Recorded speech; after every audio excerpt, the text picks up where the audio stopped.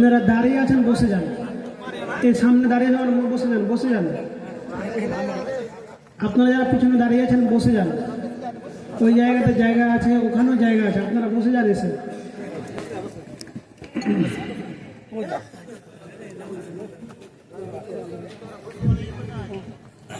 السلام عليكم ورحمة الله وبركاته. إن الحمد لله نحمده ونستعينه ونستغفره ونعوذ بالله من شرور أنفسنا ومن سيئات أعمالنا. من يهده الله فلا مضل له ومن يضلل فلا هادي له. وأشهد أن لا إله إلا الله وحده لا شريك له وأشهد أن محمدا عبده ورسوله. أما بعد، فإن خير الحديث كتاب الله وخير الهدي هدي محمد صلى الله عليه وسلم وشر الأمور محدثاتها وكل محدثة بدعة وكل بدعة ضلالة وكل ضلالة في النار. أعوذ بالله السميع العليم من الشيطان الرجيم من همزه ونفخه ونفسه.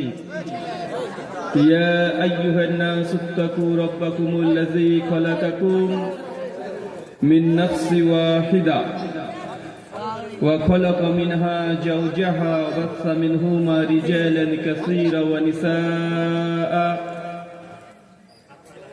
واتقوا الله الذي تساءلون به والأرحام إن الله كان عليكم رقيبا.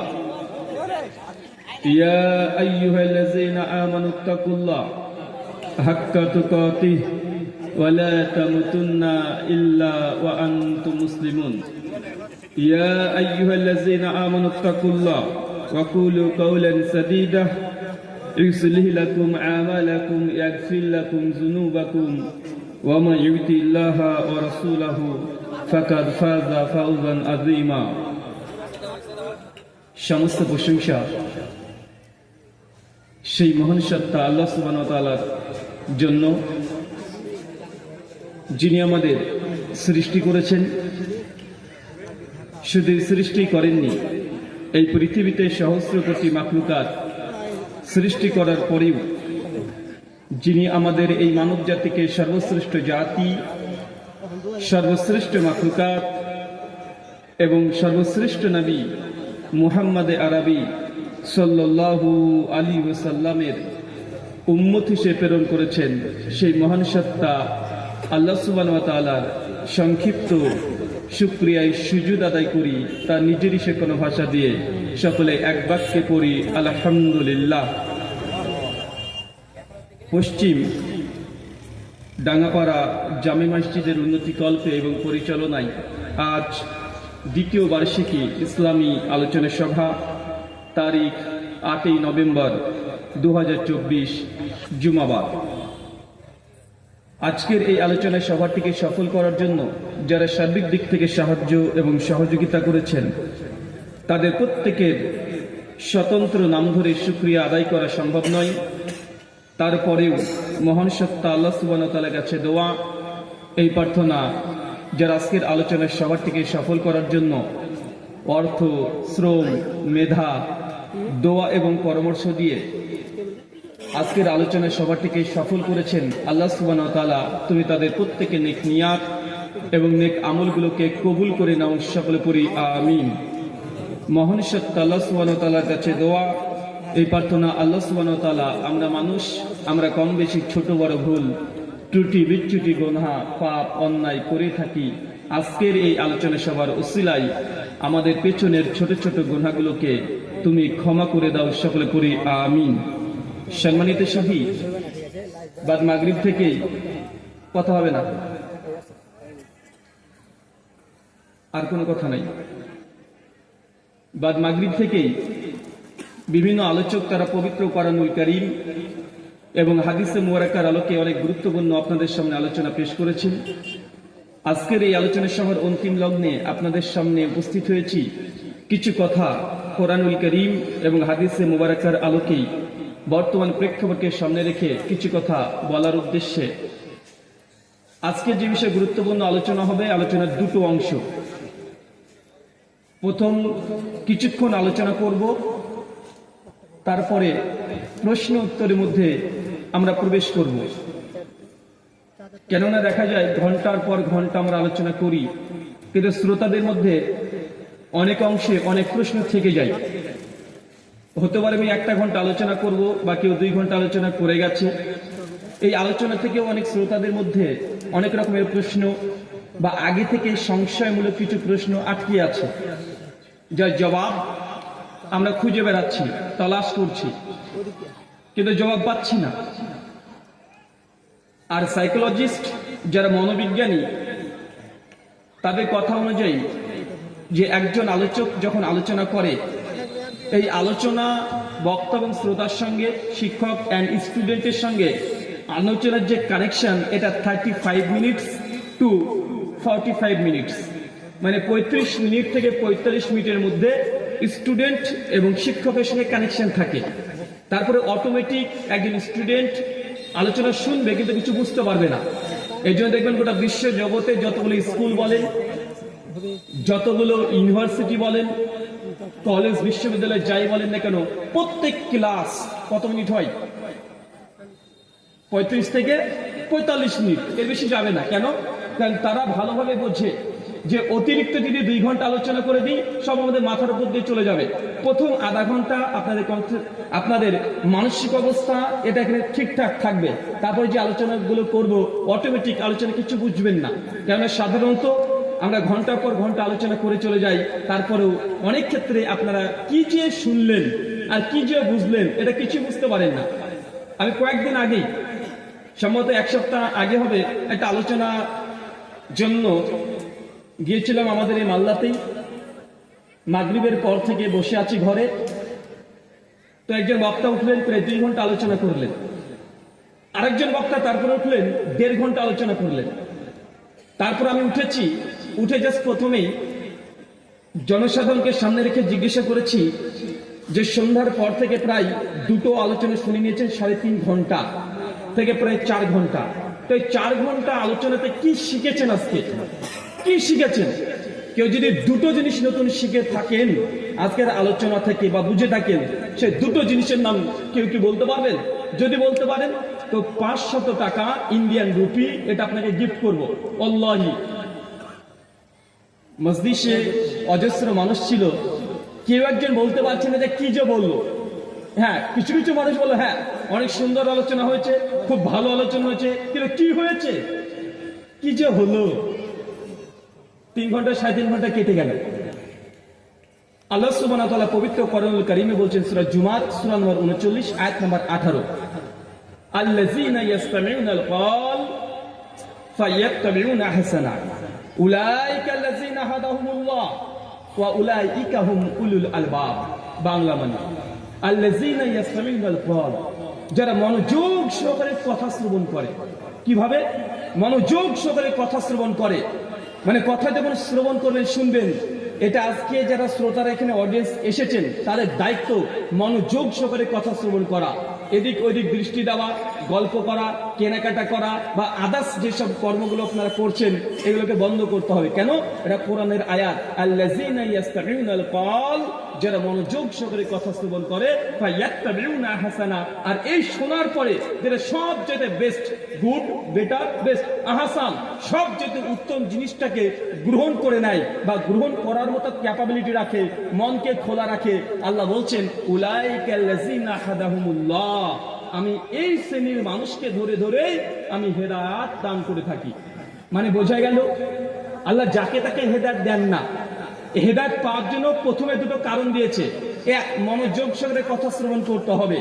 আর শুধু শ্রবণ করলেই হবে না, শ্রবণ করব, শ্রবণ করার পরে যেটা উত্তম, আহসান, ভালো, বেটার, বেস্ট, এটাকে গ্রহণ করে নেব, যেটা আমার বিরুদ্ধে গেলেও যেতে পারে, কিন্তু আমি যে কথা শুনলাম কোরআন সুন্নাহর আলোকে, এই কথা মেনে নেওয়ার মতো হৃদয় তো উন্মুক্ত রাখতে হবে। আল্লাহ তবেই ওই শ্রেণীর ব্যক্তিদেরকে হেদায়েত দিয়ে থাকেন। আর আল্লাহ বলছে এরাই হচ্ছে উলুল আলবাব, এরা হচ্ছে প্রকৃত বুদ্ধিমান। ঘন্টার পর ঘন্টা আলোচনা শুনলাম কিন্তু কিছু মানবো না, ঘন্টার পর ঘন্টা আলোচনা শুনলাম কিন্তু কি শুনলাম কিছু বুঝলাম না, শুনেছি কিন্তু আমি মানার জন্য শুনছি না।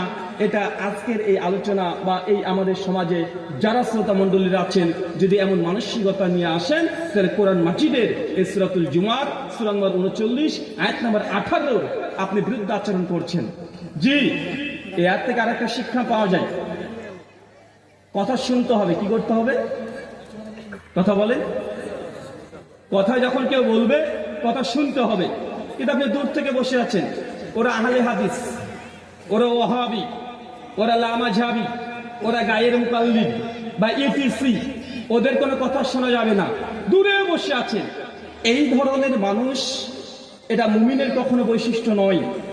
এই শ্রেণীর মানুষ মূলত যারা কাফের, মুশরিক, মুরতাদ, তারা এমন মনে করতো আগে আল্লাহ নবী যখন 1400 বছর আগে কোরআনুল কারীম আসমান থেকে আল্লাহ সুবহানাহু ওয়া তাআলা যখন অঝোর ঝড়ে বৃষ্টির মতো নবীর উপরে ওহী অবতীর্ণ করছেন, সেই সময় আবু জাহেল, আবুল আহাব, উদবা, শাইবা, তাদের অডিয়েন্স, তাদের ভক্তবিন্দুদেরকে বলতো খবরদার, মুহাম্মদের কাছে কেউ যাবে না। ও যখন কোরআন পাঠ করবে তখন চিৎকার মারবে, তার কথা শ্রবণ করার দরকার নেই, কারণ দেখেছি মুহাম্মদের কাছে যে যায় সে তার ধর্মকে গ্রহণ করে নেয়। অতএব আমরা অমোঘ জিলাপি, আমরা তাদের আলোচনা শুনতে যাব না। ভাই সমাজে আসে না নাই? কথা বলেন, আছে না ভাইজান? অনেক মানুষ না, শোনা যাবে না, তাদের কথা মানা তো দূরের কথা, শুনতে যাওয়া যাবে না। শুনতে গেলে তুমি কাফের হয়ে যাবে। শুনেন, মনে রাখবেন, কথা কে বলছে এটা গুরুত্বপূর্ণ নয়, বরং তার কথা বলছে এটাই গুরুত্বপূর্ণ। কখনো কখনো রাস্তার একজন ফকির আপনার জীবনে এমন একটা কথা বলে দিতে পারে যে আপনার জীবনের মোড় চেঞ্জ করে দিতে পারে। পারে কি পারে না? কথা বলে। কিন্তু মানুষকে গঙ্গা পথভ্রষ্ট করে রেখেছে যে এর কথা শোনা যাবে না, ওর কথা শোনা যাবে না, ওদের ওয়াজে যাবে না, এদের মাহফিলে আসা যাবে না, অনেক রকম এখানে মানুষকে ধরে রাখতে চাচ্ছে, বেঁধে রাখতে চাচ্ছে। আল্লাহ নবীর জামানাতেও অনেক বেঁধে রাখার চেষ্টা করেছে, তারপরে মুহাম্মদ সাল্লাল্লাহু আলাইহি ওয়াসাল্লামের কাছে কোরআনের কথাগুলো শুনেই মানুষ দলে দলে ইসলাম গ্রহণ করেছে কি করে নাই? করেছে। দেখেন, এখানে এক শ্রেণী মানুষের কথা আল্লাহ বললেন, যারা শুনবে এবং আহসান, উত্তম জিনিসটাকে গ্রহণ করবে। উত্তম জিনিস কোনটা? আজকে আমি যে কথাগুলো বলছি এগুলো? জি না, আমি যদি ব্যক্তিগত কোনো কথা বলি এটা উত্তম জিনিস নয়। আমি যদি ব্যক্তিগত কোনো ব্যাখ্যা করি এই কথা মানা দরকার নেই। আল্লাহ বলছেন আহসানা, উত্তম জিনিসটা গ্রহণ করো। উত্তম জিনিস কি? এই কথা হাদিসে আছে, সে মুসলিম হাদিস নম্বর 850, যেটা আমি খুতবাতে পাঠ করেছি। ফাইন্না খায়রাল হাদিসি কিতাবুল্লাহ, সবচাইতে উত্তম কথা হচ্ছে কার কথা? কার কথা? আল্লাহর কথা। ওয়া খায়রাল হাদি হাদি মুহাম্মদ সাল্লাল্লাহু আলাইহি ওয়াসাল্লাম, এরপরে সবচেয়ে উত্তম দামি কথা, ভালো কথা হচ্ছে মুহাম্মদ সাল্লাল্লাহু আলাইহি ওয়াসাল্লামের কথা। তার মানে বোঝালে কোরআনের এই আয়াত থেকে আমরা দলিল পেলাম যে উত্তম জিনিসকে অনুসরণ করতে হবে, চাই সেটা আমার বাবার বিরুদ্ধে যাক, আমার নিজের বিরুদ্ধে যাক, সমাজের বিরুদ্ধে যাক, তারপর আমাকে মানতে হবে। আর উত্তম কথা কোনটা? আল্লাহ নবী বলে দিচ্ছেন আল্লাহর কালাম সবচেয়ে উত্তম, তারপরে নবী মুহাম্মদ সাল্লাল্লাহু আলাইহি ওয়াসাল্লামের কালাম হচ্ছে সবচেয়ে উত্তম, চাই সেটা আপনার বিরুদ্ধে যাক। এখন আমি বলি, জামে তিরমিজি হাদিস নাম্বার 2418, আল্লাহ নবী বলছেন কেউ যদি জেনে বুঝে 1 টাকা সুদ খায়, কয় টাকা? 1 টাকা সুদ খায়, মায়ের সঙ্গে জেনা করলে যে পাপ, আপনি একাই সে পাপ করছেন। এখন এটা আপনার বিরুদ্ধে আমি জানি, কিন্তু এটাই সবচেয়ে উত্তম কথা, এটাই সবচেয়ে বেস্ট কথা। আর এই কথাটা গ্রহণ করার মতো শক্তি রাখতে হবে, হিম্মত থাকতে হবে। আপনাদের এলাকায় বন্ধন লোন আছে? হ্যাঁ, কার কার বাড়িতে বন্ধন লোন নিয়েছেন? একটু হাত তোলেন তো দেখি। হ্যাঁ,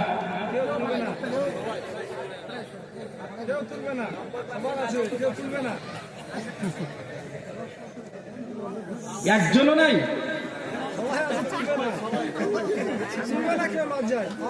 লজ্জা? এই লজ্জা কাকে দেখাচ্ছেন? এই লজ্জা আমাকে দেখে লাভ আছে? বাকি স্টেজে যারা বসে আছে তাদের কাছে লজ্জা দেখে লাভ আছে?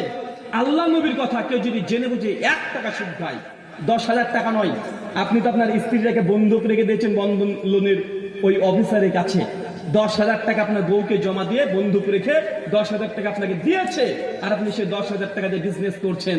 আর আল্লাহ নবী বলছে, কেউ যদি জেনে বুঝে 1 টাকা সুদ খায়, মায়ের সঙ্গে জেনা করলে যে পাপ, ওই ব্যক্তি একাই সেই পাপ করেছে। জেনার মধ্যে ক্যাটাগরি আছে, কেমন? একজন ব্যক্তি তার আশেপাশে প্রতিবেশীর সঙ্গে জেনা করেছে, এটাও পাপ। আরেকজন ব্যক্তি নিজের মায়ের সঙ্গে জেনা করেছে, এটাও জেনা, দুটোই জেনা। কিন্তু কোনটা বেশি ভয়ঙ্কর? কথা বলেন, কোনটা বেশি? দুটোই জেনা। কিন্তু একজন নিজের মায়ের সঙ্গে করেছে, নিজের বোনের সঙ্গে করেছে আপন, এটাও জেনা। আরেকজন ব্যক্তি প্রতিবেশীর সঙ্গে জেনা করেছে, ওটাও জেনা। এখন দুই জেনা, দুটোই। কিন্তু জেনার মধ্যে ক্যাটাগরি আছে না নাই? ক্লাসিফিকেশন আছে না নাই? মানে মায়ের সঙ্গে বোনের সঙ্গে যে জেনা করছে, এ যে কত বড় পাপী, কত বড় পাপী, এটা হিসাবে আমাদের আসবে না। একদম শুনলেই যেন কেমন একটা মনের মধ্যে রাগ রাগ চলে আসছে, ঘিন ঘিন করছে, বাজে লাগছে শব্দটা শুনতে, যে মায়ের সঙ্গে জেনা কেউ করতে পারে? জি, আপনি করছেন নবীর ভাষা অনুযায়ী। আমার কথায় যদি রাগ করেন, আমার কথায় রাগ করে 5 পয়সা মূল্য নেই, এই কথা আমার নয়, এই কথা আল্লাহ নবী 1400 বছর আগে বলে গেছে। রাগ যদি করতে হয়, একদম 1 লক্ষ টাকা খরচ করে মদিনায় চলে যান, আল্লাহ নবীর কবর মুবারক ওখানে আছে, গিয়ে বলবেন, ইয়া রাসূলুল্লাহ, আপনি এই কথা কেন বললেন যে বন্ধন থেকে লোন নিলে মায়ের সঙ্গে জেনা করলে যে পাপ, সেই পাপ হয়? আমি তো লোন নিয়ে সুদ আদান প্রদান করে আমার তো ব্যবসা ভালোই চলছে, কেন এই কথা বললেন? ওটা আল্লাহ নবীকে গিয়ে বলে আসতে হবে। আল্লাহ বলছেন পবিত্র কোরআনুল কারীম সূরা গাশিয়া সূরা নম্বর 88 আয়াত নাম্বার 20, 21, 22, ফাযাক্কির ইন্নামা আনতা মুযাক্কির লাস্তা আলাইহিম বিমুসাইতির। হে নবী, আপনার কাজ মানুষকে সত্য দাওয়াতগুলো পৌঁছে দেওয়া, আপনাকে জোর জবরদস্তি করতে আমি আদেশ করি নাই।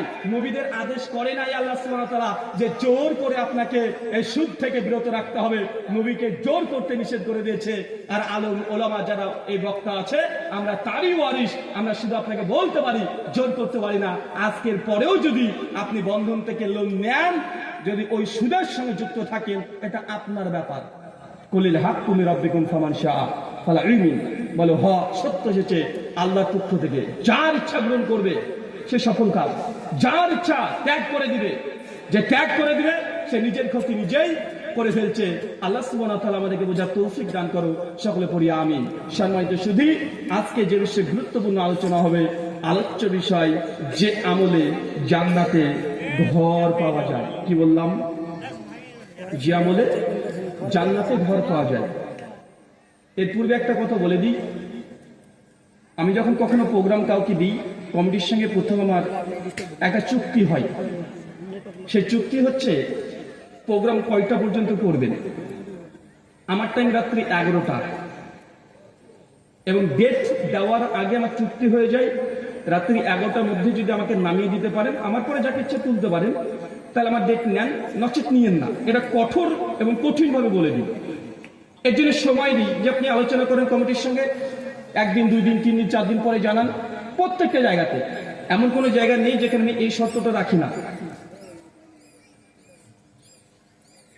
11টার পরে প্রোগ্রাম পরিষ্কারভাবে আমি লিখিতভাবে কমিটির সঙ্গে আমার আলোচনা হয়ে যায়। যদি সময় নির্ধারণ করতে পারেন তবে ডেট, আগে সময় দিই, তারপরে ডেট পরে দেখা যাবে। কিন্তু আমি দেখেছি বিশেষ করে আমাদের উত্তরবঙ্গে এই কথাগুলো প্রায় সব জায়গাতে খেলাপ করা হয়। তাই আলোচনা খুব লম্বা করব না, সংক্ষিপ্ত পরিসরে আলোচনা করব, তারপর কিছু প্রশ্ন উত্তর ইনশাআল্লাহ। আলোচনা সুন্নাতি দেওয়ার মাধ্যমেই আলোচনা শেষ হয়ে যাবে। গোটা আলোচনা থেকে ঘন্টার পর ঘন্টা আলোচনা শুনতে হবে, বিষয়টা এমনটা নয়। গোটা আলোচনা থেকে কটা জিনিস শিখতে পারলেন, কি শিখেছেন, এখান থেকে কি নিয়ে যাচ্ছেন, এটাই মৌলিক এবং প্রধান বিষয়। একটা জিনিস যদি শিখে যান, একটা জিনিস অলরেডি শিখে দিয়েছি, শিখে নিয়েছেন, একটাই যদি আপনি আমল করতে পারেন, ইনশাআল্লাহ আমাদের মুখ্য উদ্দেশ্য যে জান্নাত, এই জান্নাত যার জন্য যথেষ্ট হয়ে যাবে ইনশাআল্লাহ। হবে কেমন কথা বলে? হবে। দেখেন একটা হাদিস বলি, সহিহ মুসলিম কিতাবুল ঈমান হাদিস নাম্বার 15 এবং 16, রিয়াদুস সালিহিন হাদিস নাম্বার 9। একজন সাহাবী, হাদিসের সাহাবীর নাম উল্লেখ করা নেই, মানে অপরিচিত কোন সাহাবী হবে, খুব জলিলুল কদর, পরিচিত সাহাবী না। এসে আল্লাহ নবীকে বলছে, ইয়া রাসূলুল্লাহ, জান্নাত যেতে চাই, আমাকে কিছু নসিহত করেন। আমি খুব বেশি এত কিছু জ্ঞান অর্জন করতে পারিনি, কিন্তু জান্নাত যেতে চাই, কিছু নসিহা করেন। আল্লাহ চট করে তার কথা শুনে দেখছে যে জান্নাতে যাওয়ার জন্য আমল করতে চাচ্ছে। আল্লাহ তখন বললেন, শোনো, প্রতিদিন শোনো, তুমি আল্লাহর ইবাদত করবে, লা তুশরিক বিল্লাহ, কখনোই আল্লাহর সঙ্গে শিরিক করবে না। 1 2 প্রতিদিন যত ওয়াক্তে 5 ওয়াক্ত সালাত আদায় করবে। কি করবে?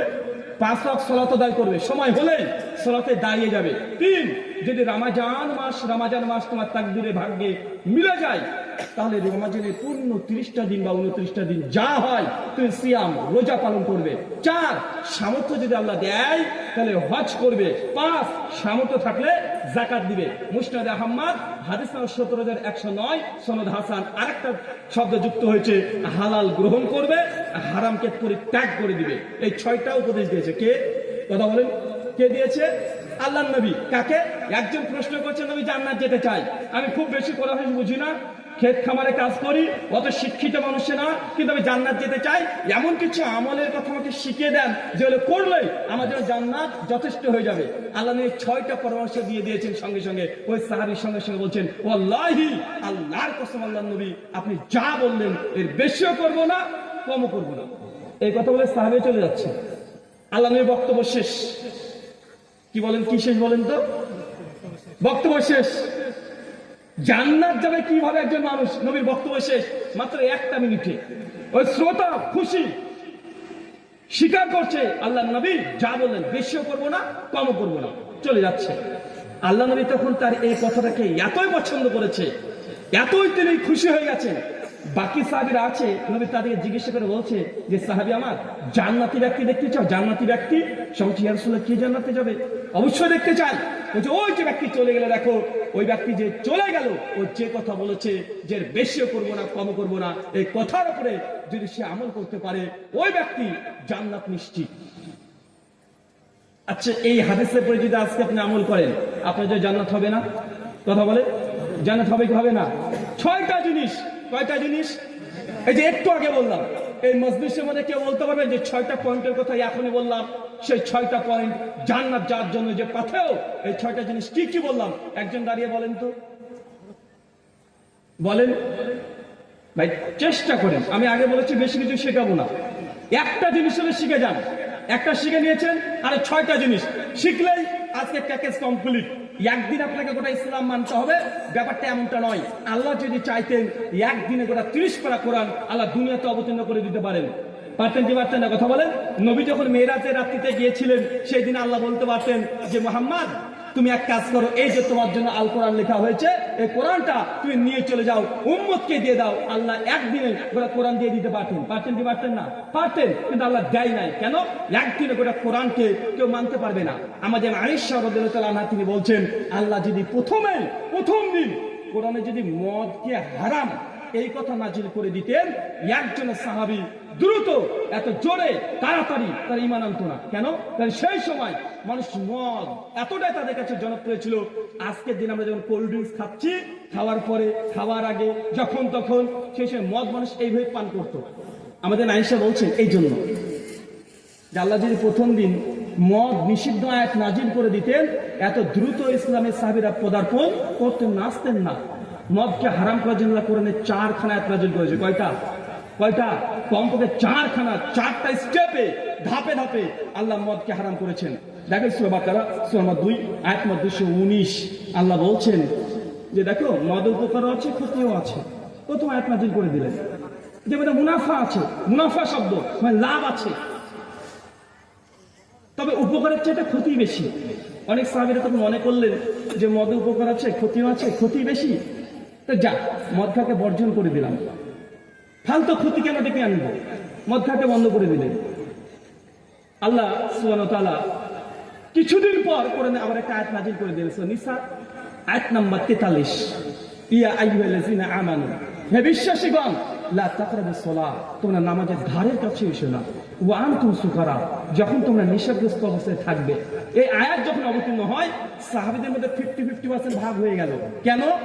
কারণ আল্লাহ সুবহানাহু ওয়া তাআলা প্রথমে বলেছিলেন মদ উপকার আছে, ক্ষতি আছে। কিছু মানুষ মদকে বর্জন করলেন, আর অধিকাংশ সাহাবীদের মধ্যে যারা ছিলেন তারা মদকে কন্টিনিউ, তারা যেমন পান করতে থাকলেন। কিছুদিন পর আল্লাহ আয়াত অবতীর্ণ করছে, তোমরা মদ অবস্থায় নামাজের ধারে কাছে যেও না। যখন এক পাল পেল, তো সাহাবীদের মধ্যে 50%-এর মতো তারা মদ খাকে পরিত্যাগ করে দিল। কেন?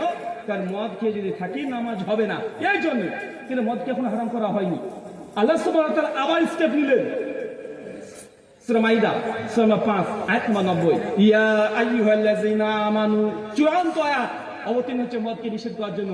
ওহে বিশ্বাসীগণ, যা তোমরা আল্লাহকে বিশ্বাস করো, ইন্নামাল খামরু ওয়াল মাইসির, নিশ্চয়ই মদ এবং জুয়া সবগুলো শয়তানের কাজ। এই আয়াত যখন আল্লাহ সুবহানাহু ওয়া তাআলা অবতীর্ণ করে দেন, সঙ্গে সঙ্গে একজন সাহাবী, বেশি না একজন সাহাবী কোরআনের আয়াত নিয়ে মদিনাতে চিৎকার মারছে।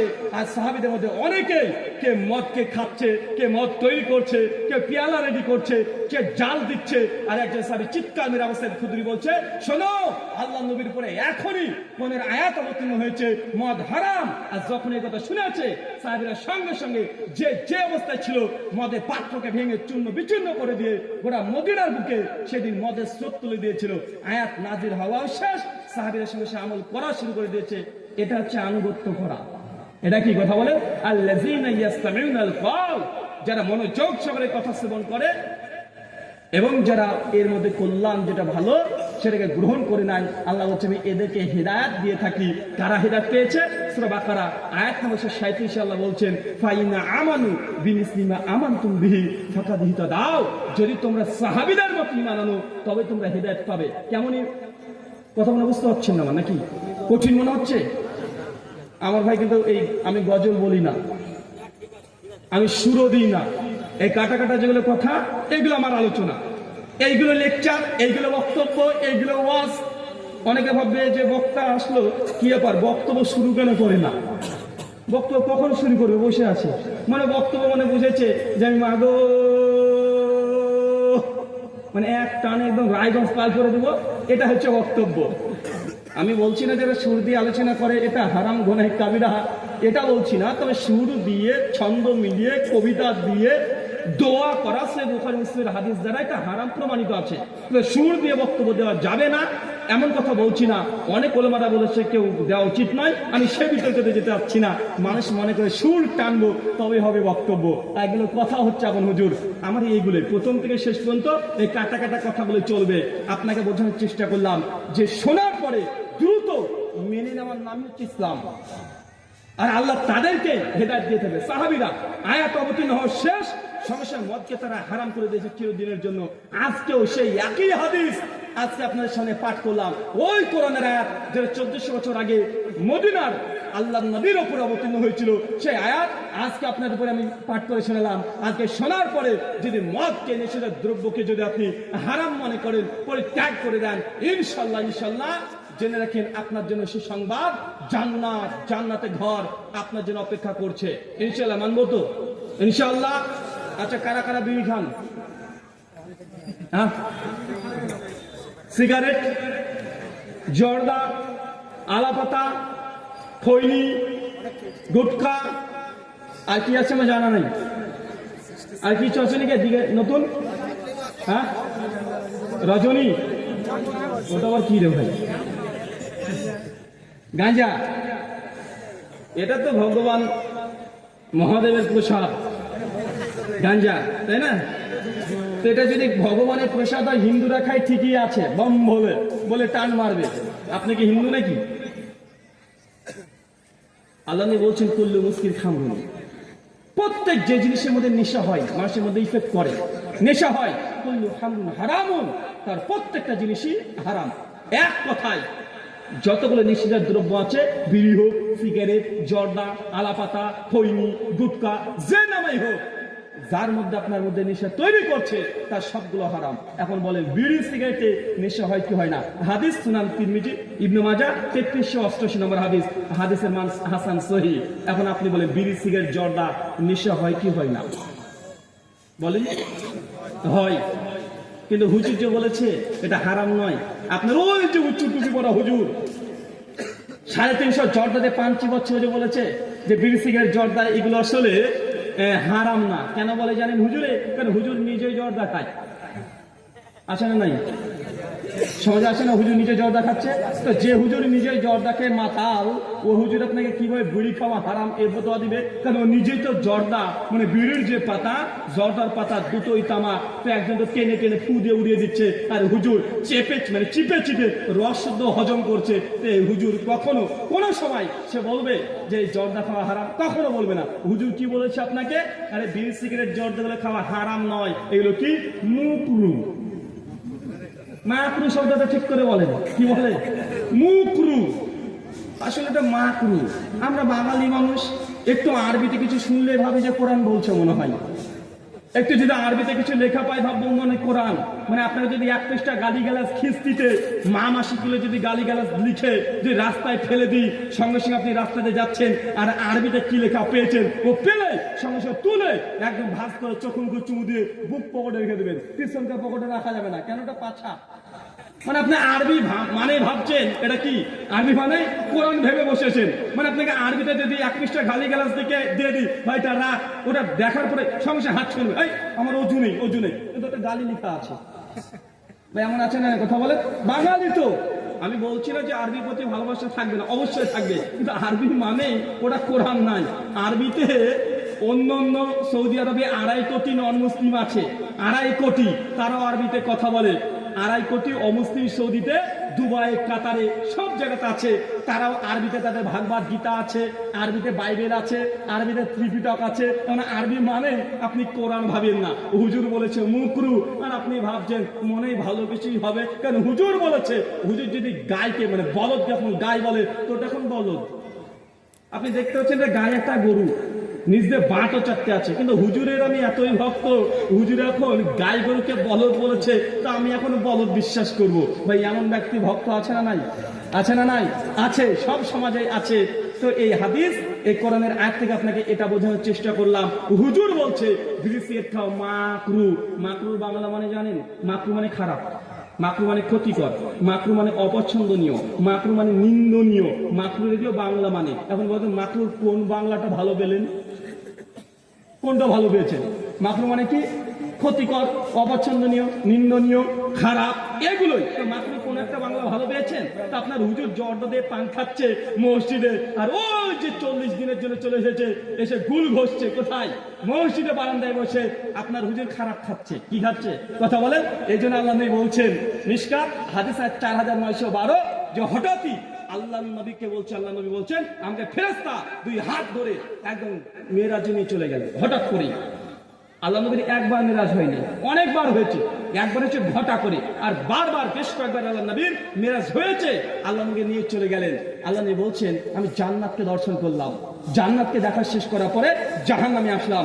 জাহান্নামে এসে দেখছি কিছু মানুষকে আল্লাহ সুবহানাহু ওয়া তাআলা কিছু ফেরেশতা উল্টো করে ঝুলে রেখে দিয়েছে, তাদের পা গুলো উপরে আর মাথাগুলো নিচে, আর কিছু ফেরেশতা আগুনের কাঁচি দিয়ে ওই ব্যক্তির জিহ্বাগুলোকে আগুনের কাঁচি দিয়ে টুকটুক করে কেড়ে দিচ্ছে।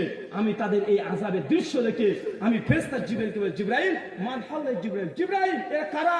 এত ভয়ঙ্কর আযাব দেখে তো মনে হচ্ছে আমার উম্মত। কারা এরা? কি পাপ করেছে? কোন গুনাহ করেছে? এত বড় শাস্তি জাহান্নামে কাউকে দেওয়া হচ্ছে না। এই ব্যক্তির পা গুলোকে উপরে, মাথাটাকে নিচে, জিহ্বাগুলোকে আগুনের কাঁচি দিয়ে কুটকুট করে কেটে দিচ্ছে। কি পাপ তারা করেছে? জিবরাইল বলছে, ইয়া রাসূলুল্লাহ, এরা হচ্ছে আপনার উম্মতের তারা, আনা খতাবা, তারা হচ্ছে বক্তা, তারা ভালো ভালো কথা মানুষকে বলেছে কিন্তু নিজেই আমল করেনি। হুজুর নিজেই বলেছে গান শোনা জায়েজ নয়, হারাম। হুজুর নিজেই বিয়ে পড়াতে যাচ্ছে যে বাড়িতে, ওই বাড়িতে ডিজে বাজছে।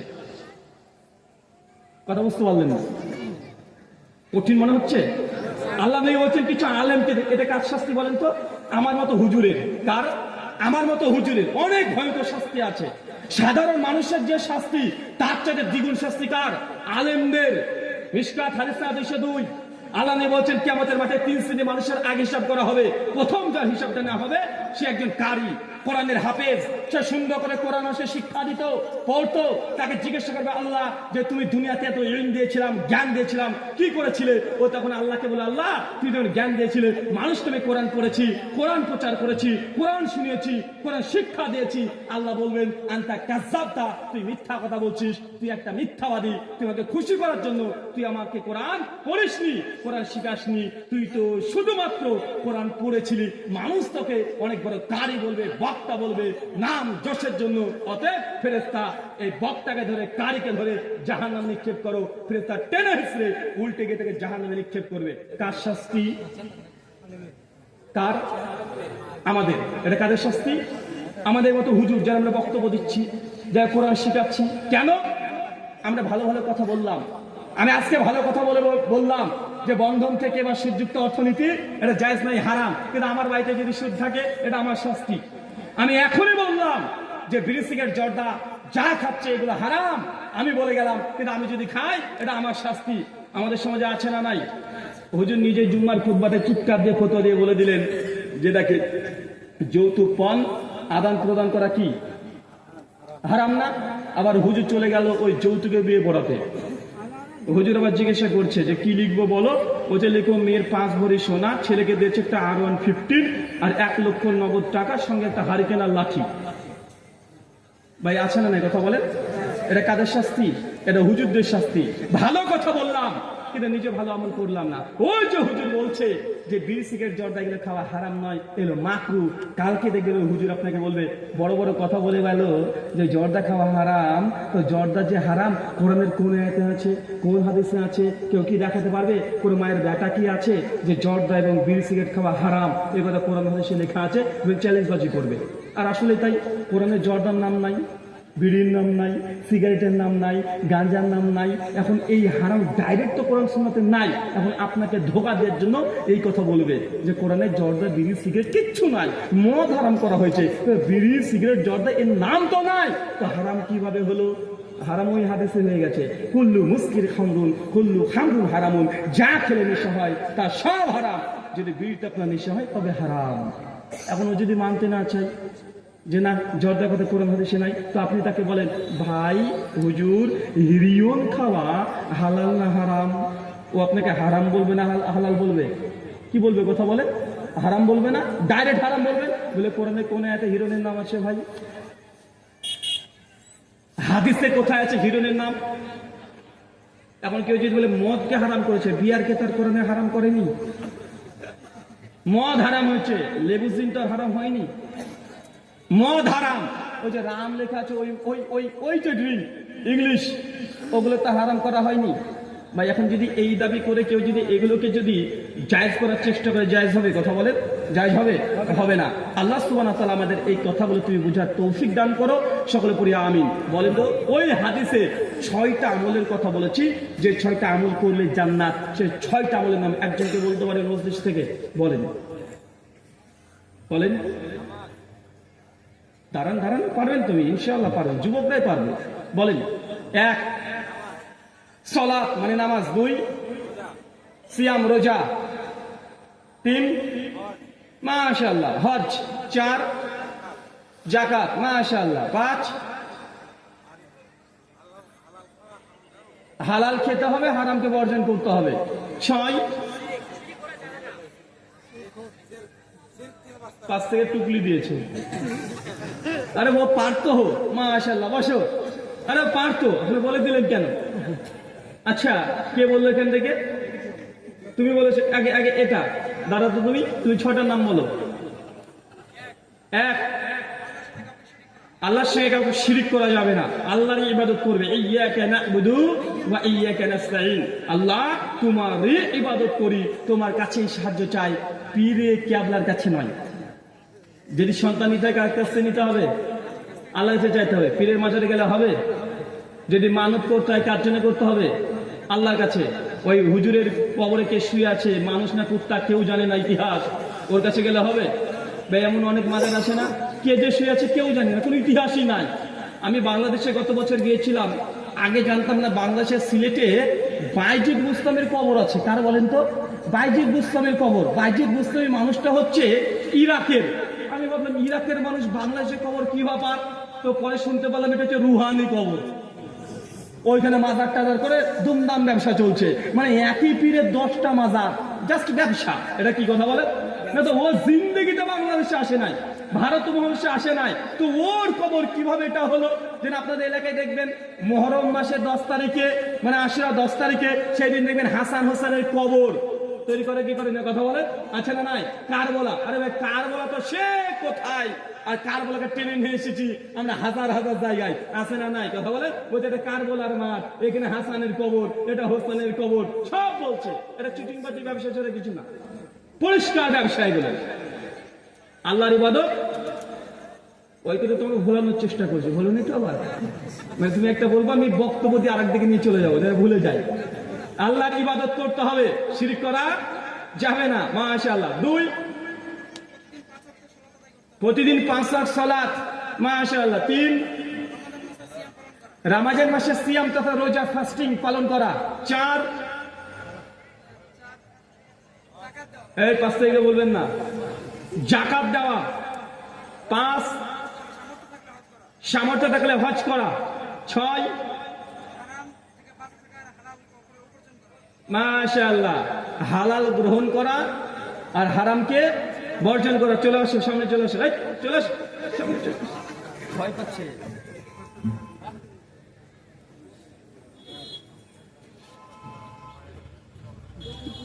গোটা আলোচনা শুনেছে, তার মানে বোঝা গেল। আসেন লক করে নিয়ে চলে যাবেন। বিয়ে করেছো? তাহলে আর কি হলো, বিয়ে করলে নাহলে বউকে গিয়ে বলতে পারতো দেখো তুমি বলো আমি নাকি পাগল, কিছু জানি না, বক্তব্য শুনে এমনভাবে মুখস্থ রেখেছে, হুজুর আমাকে দেখো দিয়েছে, বিয়েই করেনি। আচ্ছা তোমাদের সমাজে যারা আছে কে কে বিয়ে করেছে একটু হাত তোলো তো।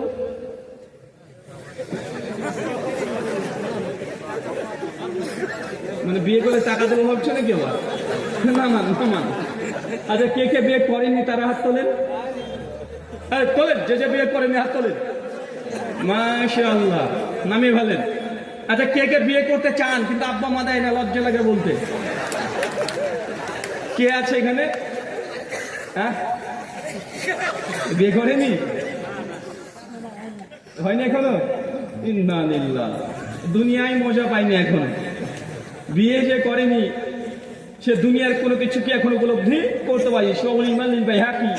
হাদিস মাস 7322 আল্লাহ বলছেন বিবাহ হচ্ছে দিনের অর্ধেক। মানে আপনি যদি অবিবাহিত থাকেন, যত নামাজ রোজা হজ যাকাত দান সাদকা মসজিদ মাদ্রাসা যা ইচ্ছা করে দেন, যত ইবাদত করেন না কেন, ইসলামে 50% মেনেছে। আর 50% কখন? বিয়ের পরে। বিয়ের পরে বুঝতেন যে 50% কেন বলেছে। ভাবছেন বিয়ে করাতেই সহজ, করলে বুঝতে পারবেন যেটা কত কঠিন জিনিস। নামাজ রোজা হজ যাকাত সব মিলে 50%। আর বিয়ের পরে জীবন এটাকে ব্যালেন্স করা, মাকে খুশি রাখা, বোনকে খুশি রাখা, স্ত্রীকে খুশি রাখা, শ্বশুরকে খুশি রাখা, শাশুড়িকে খুশি রাখা, প্রতিবেশীকে খুশি রাখা, কত বড় যে টাফ জিনিস। নামাজ তখন মনে হয় যে সোজা জিনিস, অন্তত পক্ষে বিয়ের পরের জীবনটা। আচ্ছা যারা যারা বিয়ে করতে চান কিন্তু আব্বা মা দেয় না, একজনও নাই? যদি কেউ থাকে তাবিজ দিয়ে যাবো ইনশাআল্লাহ। 1 মাসে কাজ হবে, 1 মাসে, কমাসে 1 মাসে কাজ হবে। তাবিজ টাকা নেবো না, আপনি তো দেখলেন আমি টাকা নিই না, দিয়ে দিয়েছি। অনেক পীর সাহেব আছে টাকা নেয়, মুসাফা করে টাকা নেয়, আমাদেরকে কেউ দেয় না, কেউ একদিনও দেয় না টাকা এসে মুসাফা করে, আমরাই দিই। তো আপনারা যারা এই রোগী আক্রান্ত আছে, যারা বিয়ে করার ইচ্ছা আছে, বাপ মা দেয় না, তাবিজ দেবো, তাবিজ লাগবে? হ্যাঁ, এক কাজ করবেন, এই তাবিজ সেই তাবিজ না। আপনি ভাবেন যে হাতে মাদুলি বেঁধে দেবো আর কোমরে একটা মাদুলি বেঁধে দেবো। হুজুর ছেলে আমার খুব প্রস্রাব করে রাত্রিবেলাতে, তো হুজুর তাবিজ বলছে তাবিজ দিলে ঠিক হয়ে যাবে। তো তাবিজ হুজুর পরিয়ে দিয়েছে কোমরে, ছেলে পরের দিনই এমন হিসু করেছে তাবিজ শুধু ভিজে ফেলেছে। ওই তাবিজ না। তাবিজ মানে কি জানেন? তাবিজ এটা মূলত কোরআন এবং হাদিসের যে দোয়া মাসনুন যেগুলো দোয়া আছে এগুলোকে তাবিজ বলা হয়। আর যেগুলো আমরা হাতে দিই এগুলোকে বলে তামিমা। কি বলে? হাদিসে কি আছে? তামিমা। তাবিজ তোমরা কোরআন হাদিস থেকে ঝাড়ফুঁক যেগুলোকে করে, রুকিয়া, তাবিজ, এগুলো কোরআন হাদিসের ভাষা। আমরা এটাকে তাবিজ বানিয়ে দিয়েছি, ওটা তাবিজ নয়। তাবিজ হচ্ছে এটা যেটা এখন আপনাকে আমি দেবো, মানে এটা হাতে ঝোলানোর জন্য না। যারা এই সমস্যায় ভুগছেন, ছেলে হোক চাই মেয়ে হোক, যদি ছেলে হয় তাদের জন্য প্রথম 1 সপ্তাহে এই আমলটা করবেন, ইনশাআল্লাহ বিবাহ হয়ে যাবে। কালকে বাড়িতে যাবেন, আব্বার যে জুতো আছে, জুতো বোঝেন? হ্যাঁ, ওই জুতোটাকে পায়ে দিয়ে পরবেন, পরে আব্বা বলবেন আব্বা দেখো তোমার জুতো আমার পায়ে হয়। 1 সপ্তাহ টানা চলবে এই আমল। এক সপ্তাহ যে আব্বা তোমার জুতো আমার পায়ে হয়, আব্বা জুতো যা আছে, জুতো থাক, চটি থাক, স্যান্ডেল থাক, সব পরে ঘুরে বেড়াবে। আচ্ছা কি হয়েছে, কি হয়েছে? আব্বা তোমার জুতো আমার পায়ে হয়, তুমি আমাকে শুধু বলো আমি ছোট, আমি নাকি ছোট, দেখো তোমার জুতো আমার পায়ে হয়। আব্বা যদি এই এক সপ্তাহে বুঝতে না পারে যে এটা কি বুঝাতে চাচ্ছে, পরের সপ্তাহে ডোজটা বড় করে দেন, মানে 2 সপ্তাহ ডোজ একসঙ্গে। কি করবেন? আব্বার এখন জামা প্যান্ট যা আছে পরে ঘুরে বেড়ান। আমার জামা প্যান্ট তোর কাছে কেন? আব্বা তোমার জামা প্যান্ট আমার গায়ে হয়, এবছর ঈদে আর জামা প্যান্ট লাগবে না, তোমারটা দিয়ে কাজ চালিয়ে দেবো। 2 সপ্তাহ পরে ইনশাল্লাহ বিয়ে হয়ে যাবে। বিয়ে না হলে বিয়ের কথাবার্তা চলতে শুরু করবে, ঘটক বাড়িতে দেখবেন বসে আছে আপনার বিয়ের জন্য। তারপর যদি কাজ না হয় অ্যান্টিবায়োটিক দিতে হবে, একদম ডাইরেক্ট। আব্বার আন্ডার প্যান্ট পরে ঘুরে বেড়াবে। যদি বলে বারবার ছোট ছোট করে বলে দেখো তো সব আমার হয়, তুমি ছোট বলছো মানে? এই 1 মাসের ডোজ আপনি কাজ করেন, ইনশাআল্লাহ দেখবেন আব্বাকে পাড়া সবাই বুঝে নিবে যে এখন বিয়ের বয়স হয়ে গেছে।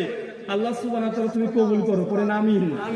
আর যদি মেয়ে থাকে, মেয়েরা তো আবার লাজুক, ওদেরকে আবার ছেলে দেখতে এসেছে, যদি বলে যে মা ছেলেকে পছন্দ, যত পছন্দ হ্যাঁ ধরবে না, মাথা নিচু করে রেখে দেবে। এই জন্য নবী বলেছে কোন মেয়ে যদি সম্মতি না দেয়, মাথা নিচু করে বসে থাকে, ওটাই তার হ্যাঁ, মানে ওটাই সম্মতি দিচ্ছে, মানে তার নীরবতা কি সম্মতি। মানে এত লজ্জা, কথা বলতে পারবে না, বিয়ে করবে এসে জিজ্ঞাসা করছে ছেলে পছন্দ কিনা, তাও বলতে পারে না। অথচ রাত 12টার পরে 2-3টে বয়ফ্রেন্ডকে একসঙ্গে ভিডিও কলে চালাচ্ছে দিনের পর দিন। আচ্ছা না, নাই কথা বলে?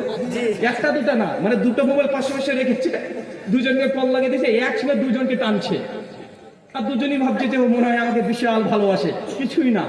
মেয়েরা যদি এরকম থাকে, লজ্জাশীল লজ্জাবতী, যদি বিবাহ করতে চায়, মা আব্বাকে বলতে না পারে, তা আদার্স কাজ করবে। কি করবে? মায়ের যে শাড়ি আছে, ব্লাউজ আছে, সব সুন্দর করে শোকেস থেকে বের করে পরে ঘরের মধ্যে বসে থেকে মাকে ডাকবে, মা শোনো। মা এসে কি হলো তোর? বলে মা আমাকে বউ বউ লাগছে। চলবে 1 মাস, যতদিন বিয়ের কথা না মা মুখ খুলে বলছে, ততদিন এই তারিখ পরে ইনশাআল্লাহ বিবাহ হয়ে যাবে। আল্লাহ সুবহানাহু ওয়া তাআলা যে কথা বললাম, এই 6 আর 7 কটা জিনিস শিখেছেন?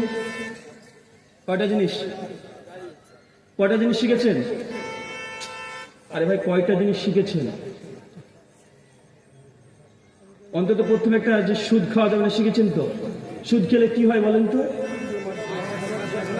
আরো জোরে বলেন। মায়ের সঙ্গে জেনা করলে যে পাপ, যে লেভেলের পাপ, আপনি একা সেই পাপটা করছেন। আর তারপর জান্নাত যাওয়ার জন্য কয়টা পয়েন্ট বলেছি? এই 6টা পয়েন্ট। এই 6টা পয়েন্টে যদি আমল করেন, নবী বলছেন ইনশাআল্লাহ আপনি জান্নাতে যাবেন। আল্লাহ সুবহানাহু ওয়া তাআলা আমাদের প্রত্যেককে জান্নাতের মেহমান হিসেবে তুমি কবুল করে নাও, সকলে পড়ি আমিন।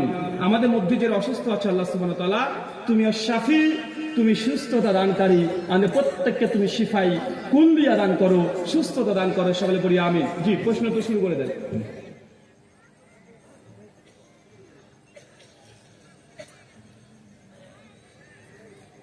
এখন প্রশ্ন পর্ব চালু হবে। যদি কারো প্রশ্ন করার ইচ্ছে থাকে কোনো বিষয়ে, বক্তব্য যা ইচ্ছা, যা ইচ্ছা যদি কারো প্রশ্ন জানার ইচ্ছুক থাকে তাহলে আপনারা করবেন। আর মাইক্রোফোনের মাধ্যমে করতে চাইলে মাইক্রোফোন ছেড়ে দেন মাঝখানে। একটু প্রশ্ন এসছে একটা, মানুষ মারা গেলে ওই বাড়িতে রান্না করে খাওয়া যাবে কি? মানুষ মারা গিয়েছে, মৃত বাড়িতে ওই দিনে ঘটা করে রান্না বান্না করে প্রতিবেশীকে খাওয়ানো যাবে কি যাবে না?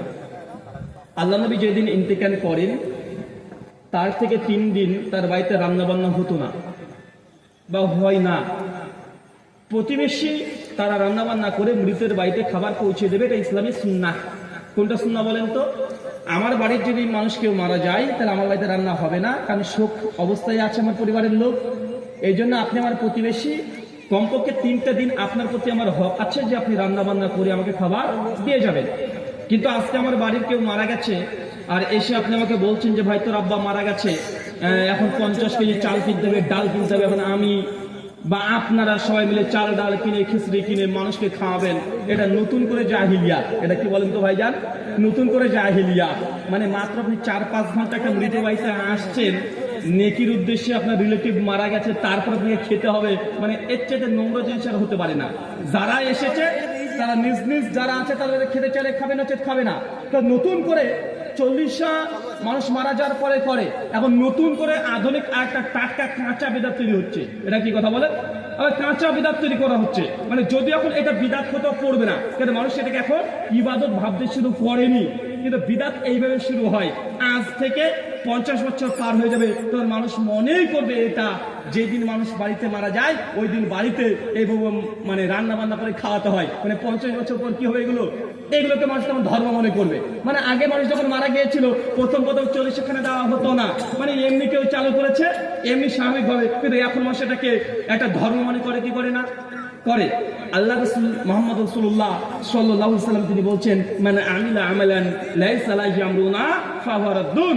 কোন ব্যক্তি এমন কোন আমল করলো যে আমল আল্লাহর নবী আদেশ করে নাই, সে আমলটা যতই ভালো হোক না কেন ফাহুয়া রাদ, সে আমলটা বাতিল। সহিহ বুখারী হাদিস নাম্বার 2697, সহিহ মুসলিম হাদিস নাম্বার 1718, ইবনে মাজাহ হাদিস 14, আবু দাউদ হাদিস নাম্বার 4606, মিশকাত হাদিস নাম্বার 140। জি শেখ। হিন্দুদের টাকা মাদ্রাসাতে এবং মসজিদে চলবে কিনা? অমুসলিমদের টাকা মসজিদ অথবা মাদ্রাসাতে ব্যবহার করা যাবে কি যাবে না? শর্ত সাপেক্ষে যাবে। শর্ত কি? যে অমুসলিম দান করতে বা ডোনেট করতে চাচ্ছে সে যদি ইসলামের প্রতি আকৃষ্ট হয়ে থাকে, মুসলিমদের সঙ্গে ভ্রাতৃত্বপূর্ণভাবে চলাচল করার চেষ্টা করে, ইসলামের বিরুদ্ধে কোনো সমালোচনা তীব্র প্রতিবাদ কিছু করে না, মুসলিম বিদ্বেষী নয় এবং ইসলামের প্রতি টান আছে সেই লোকটা, এই ব্যক্তির টাকা যদি হালাল উপার্জন থেকে হয়, কি থেকে হয় কথা বলে? হালাল উপার্জন। হালাল উপার্জন বলতে যেখান থেকে ইনকাম করে দিচ্ছে ওই ব্যবসা যেন হালাল হয়, তার যদি হালাল হয় তবে নেওয়াটা জায়েজ, তবে উত্তম নয়। কাবা শরীফ যখন পূর্ণ নির্মাণ করেছিলেন, কারা করেছিলেন? আবু জাহেল, আবু লাহাব, উদবা, সাইবা।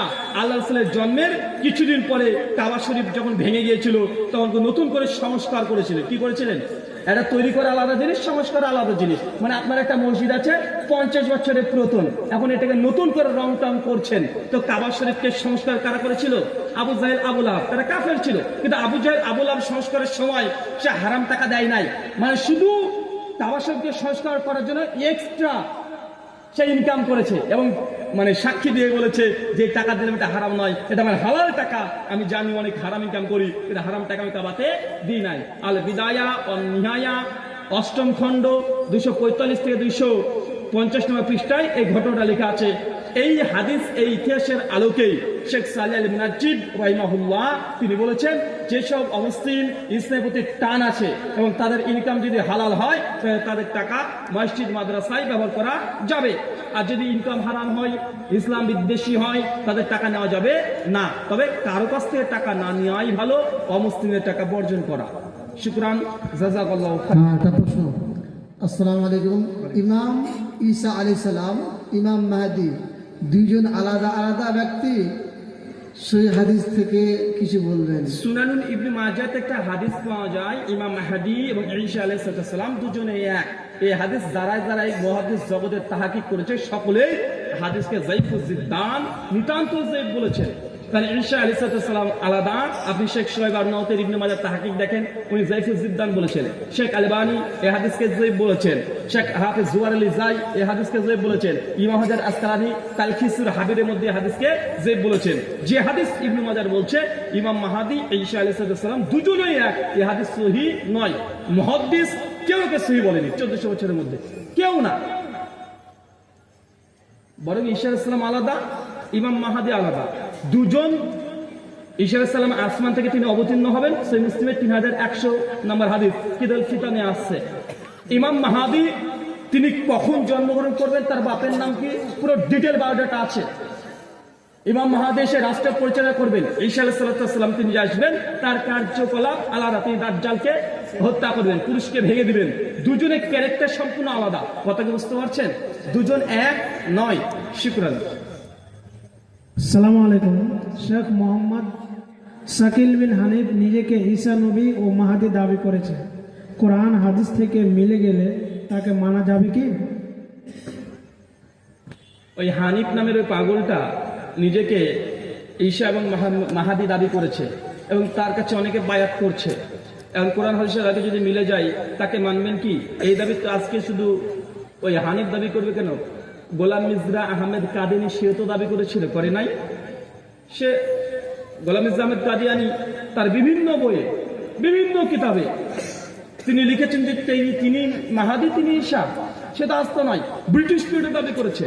আর মনে রাখবেন, ইমাম জালালউদ্দিন সুয়ুতী রাহিমাহুল্লাহ তাদরিবুল রাবির মধ্যে বলছেন, ইমাম জালালউদ্দিন সুয়ুতী তিনি ওফাত 911 হিজরি। কত হিজরি? 911, মানে আজ থেকে 400 বছর আগেকার মানুষ।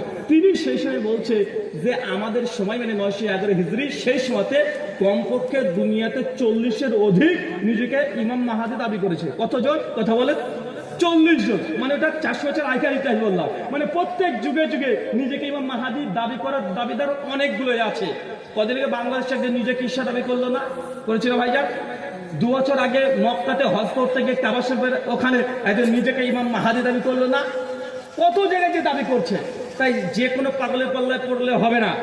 যখন কেউ ইমাম মাহাদি এবং ঈসা আলাইহিস সালাম যখন আসবে, ওরা মুসলিম উম্মাহ তারা এক ঝোঁকে তাকে মেনে নিবে, ইনকার কেউ করবে না। মুসলমান তারা তাকে গ্রহণ করে নিবে। এখানে দ্বিতীয় একটা বিষয়, সে যদি ইমাম মাহাদি হয় আপনাদের হানিফ, তাই না? তো ইমাম মাহাদি যদি হয়, এখন ফিলিস্তিনে তো ইহুদিরা মুসলিমদের উপরে আক্রমণ করছে, তো ভারতে বসে কি করছে? ফিলিস্তিনে চলে যাক, বাইতুল মুকাদ্দাসকে উদ্ধার করে নিয়ে চলে আসুক। কথা বুঝতে পারলেন ভাইজান?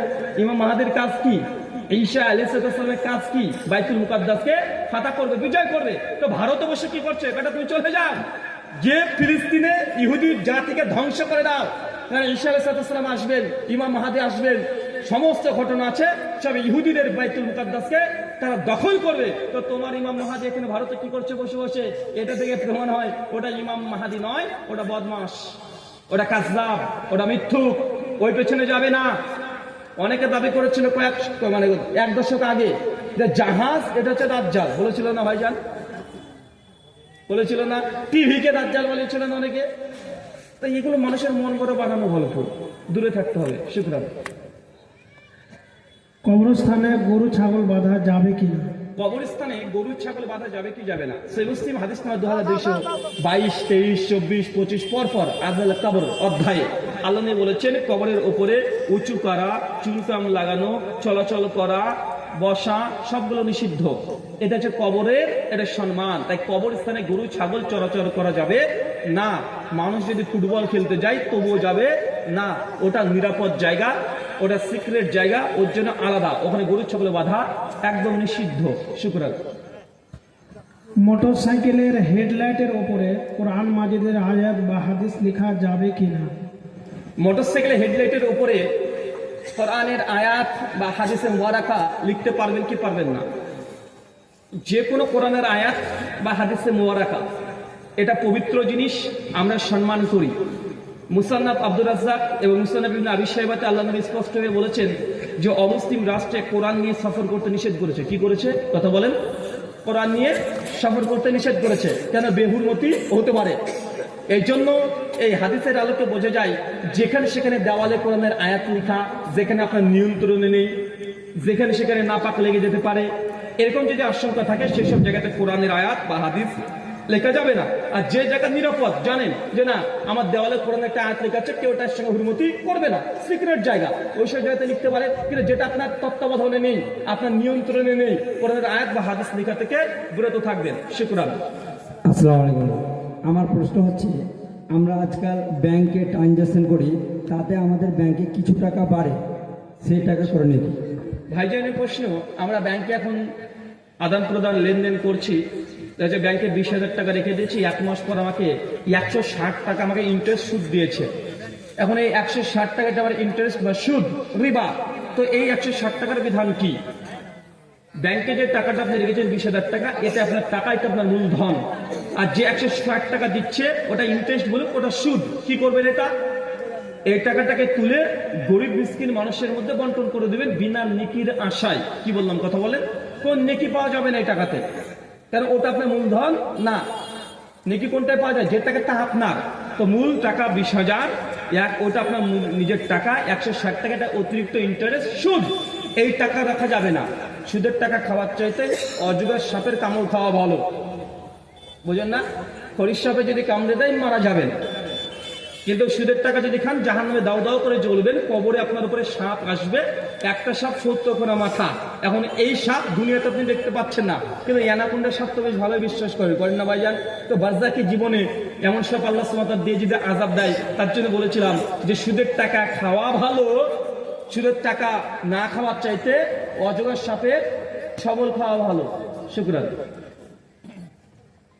শেখ, আপনার একটা আলোচনা নিয়ে অনেক বিতর্কিত হচ্ছে, যে আপনি বলেছেন কোরআন মাজিদের আয়াত বা হাদিস দিয়ে তাবিজ দেওয়া যাবে। এর সম্পর্কে কিছু বলেন, যে সালাফি জৈনক আলেম বলেছেন হারাম। আমার এক আলোচনাতে আমি বলেছি কোরআনের আয়াত বা হাদিসে মাসনুন যে দোয়াগুলো আছে এগুলো দিয়ে তাবিজ দেওয়া যাবে না, এই কথা বলিনি। তোমাকে 1 মিনিট 17 সেকেন্ডের যে ভিডিওটা ভাইরাল করেছে তারা বেদাতিরা, ওটা আমার পূর্ণ আলোচনা নয়। ওই আলোচনার প্রশ্নোত্তরে কমপক্ষে 7 মিনিট ওই মিডিল অংশ থেকে টুক করে কেটে নিয়েছে। একটু প্রথম অংশ শুনলে বুঝতে পারবে আমি তাবিজ আর তামিমার মধ্যে ভাগ করেছি। যেমন আজকে করলাম না ভাইজান, তাবিজ কোনটা? কোরআন হাদিস থেকে যে দোয়াগুলো দিবেন এগুলো হচ্ছে তাবিজ। আমি বলেছি এটা জায়েজ। তো এই তাবিজ বলতে আমি বলিনি যে ওই দোয়ার মধ্যে পুরে দিতে হবে। এই তাবিজ অর্থ ঝাড়ফুঁক করা, কথা বুঝতে পারছেন, রুকিয়া করা, এটা জায়েজ। কিন্তু ওই শব্দ কেটে দিয়েছে, ওটা শেষে ব্যাখ্যা করা আছে। কেন বলেছিলাম এই কথা? তামিমা কি বলেন তো, যেটা কোরআন বাদ দিয়ে দেখছে হামানের নাম লিখেছে, ফেরাউনের নাম লিখেছে, মা কালীর নাম লিখেছে, কোরআনকে উল্টো করে লিখেছে, আরবি অক্ষরগুলো 1 2 3 4 সংখ্যা দিয়ে লিখেছে, ভূতের ছবি জিনের ছবি অঙ্কন করেছে, গাছ গোছালি দিয়ে দিয়েছে। ভাই এমন তাবিজ আছে না নাই সমাজে? আছে না নাই? আছে। এগুলো কি? এগুলো পরিষ্কার শিরক। এগুলো কি? এগুলো পরিষ্কার শিরক। জামে তিরমিজি হাদিস নম্বর 2072 সিলসিলা সহিহা হাদিস 492 আল্লাহ নবী বলছেন, মান তাআল্লাকা তারিমাতান ফাকাদ আশরা। যে ব্যক্তি তামিমা লটকালো, তাবিজ ঝোলালো, ওই ব্যক্তি কি করলো? শিরক করলো। কোরআন বহির্ভূত যে কোনো জিনিস দিয়ে যদি আপনি কিছু হাতে ঝোলান, এটা কি? এটা শিরক। এটা কোরআনের আয়াত হাদিস দিয়ে ঝাড়ফুঁক করা জায়েজ। এটা কোরআনের আয়াত হাদিসকে বা তাবিজের মধ্যে ভরে দিয়ে আপনি শরীরে বাঁধবেন, এটা কি? এটাকে হারাম বলেছি। এটা কি? এটা হারাম। একটা হচ্ছে হারাম আর একটা হচ্ছে শিরক। দুটোর মধ্যে পার্থক্য আছে না নাই? শিরক কোনটা? তো কোরআন বাদ দিয়ে গায়ের কোরআনের উপরে নির্ভর করেছে, তার জন্য শিরক। আর কোরআন যেহেতু আল্লাহর মাখলুক নয়, কোরআন যেহেতু আল্লাহর সিফাত, এই জন্য কোরআনকে যদি হাতে বেঁধে দেয় এটা শিরক কেন হবে না? ও যদি তাবিজের উপরে নির্ভর করে তো কার উপরে নির্ভর করছে? পরোক্ষ হবে আল্লাহ কালামের উপরে। তো এটা শিরক হতে হবে না। শরীয়ত যত হারাম করেছে তা হারাম হবে। আমি একটা উদাহরণ দিয়ে বুঝতে পারবেন। একটা মানুষকে দেখছেন, সে একটা মানুষকে সিজদা দিচ্ছে, ডাইরেক্ট সিজদা দিচ্ছে, বাহ্যিক ফতোয়া কি হবে? হ্যাঁ, আমি ধরেন একজন মানুষ অন্য মানুষকে সিজদা দিচ্ছে, ফতোয়া কি হবে? প্রথমে না, প্রথম কি হবে? হারাম। কি? হারাম। তারপরে প্রশ্ন করা হবে সিজদা কেন দিয়েছো? ও যদি বলে এটা আমার আব্বা হয়, আব্বাকে জন্ম দিয়েছি, সম্মান করেছি, সিজদা দিলাম, কি হবে? হারাম। আর ও যদি বলে যে না এটা আমার রব, এটা আমার ভগবান, এটা আমার ঈশ্বর, কি হবে? শিরক। মানে বাহ্যিক দেখে আমরা ফতোয়া দিব হারাম। তো যখন আকীদাতান জিজ্ঞাসা করব, সে যদি তাকে রব জিজ্ঞাসা করে মেনে নেয়, তাহলে কি হবে? শিরক হবে।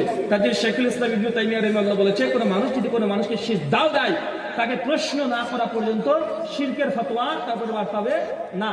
কারণ কি হিসাবে সিজদা দিচ্ছে এটা জানার বিষয় আছে। শুকরান। লক্ষ্মীর ভান্ডারের টাকা নেওয়া যাবে কি? লক্ষ্মীর ভান্ডারের টাকা নেওয়া যাবে কি যাবে না? সরকারের পক্ষ থেকে যে কোনো আর্থিক সহযোগিতা যদি করা হয় নিতে পারবেন, কোনো সমস্যা নেই, জায়েজ। তারপরে ভাবেন না হুজুর মনে হয় ইমাম ভাতা পাই। ভাই আমি ইমাম ভাতা পাই না, আল্লাহি আমি পাই না, মুয়াজ্জিন ভাতাও পাই না, সরকারি কোনো ভাতাই আমি পাই না। তাই আমার আবার ভাবে না যে হুজুর পাই না তার জন্য জায়েজ করে দিল। ভাই আমি এর সঙ্গে সম্পৃক্ত না। আমি কোনো মসজিদও নাই, আমার মসজিদ চালাইও না, কোনো মাদ্রাসা তো আমি মুতাআল্লিগিরি করি না। তাই ভাবি না যে আমি টাকা পয়সা পাই তার জন্য ফতোয়া জায়েজ দিয়ে চলে গেলাম। জি, আসসালামু আলাইকুম রহমতুল্লাহ। যদি গাড়ি কিনে নিই, ক্যাশে দিচ্ছে না, যদি কিস্তিতে নিই মনে হবে কি? ঠিক আছে ভাই, আপনার প্রশ্ন করলে আমরা বুঝিনি যে আপনি কোথায় ঠেকাবেন। এটা আমাদের প্রতিদিনকার কাজ। একটা দোকানে গিয়েছেন মোবাইল কিনতে, বা একটা দোকানে গিয়েছেন, শোরুমে গিয়েছেন তার মোটরসাইকেল কিনতে। এখন দোকানদার বলছে যে ভাই এই মোবাইলটা 30,000 টাকা দাম, যদি নগদ নেন, কিস্তিতে নিলে 35,000 টাকা দাম। কথা বুঝতে পারছেন? ভালো করে বুঝে নেন। নগদ 30,000 টাকা, কিস্তি 35,000 টাকা। কিন্তু কিস্তি যদি ফেল করেন প্রত্যেক মাসে 500 টাকা করে অতিরিক্ত চার্জ বসবে। এই শর্তে মোবাইলটাকে কিস্তিতে কেনা হারাম। কি বললাম? বুঝতে পারলেন? নগদ 30,000, বাকি 35,000, কিস্তি ফেল হলে 500 টাকা করে জরিমানা, ইন্টারেস্ট, সুদ।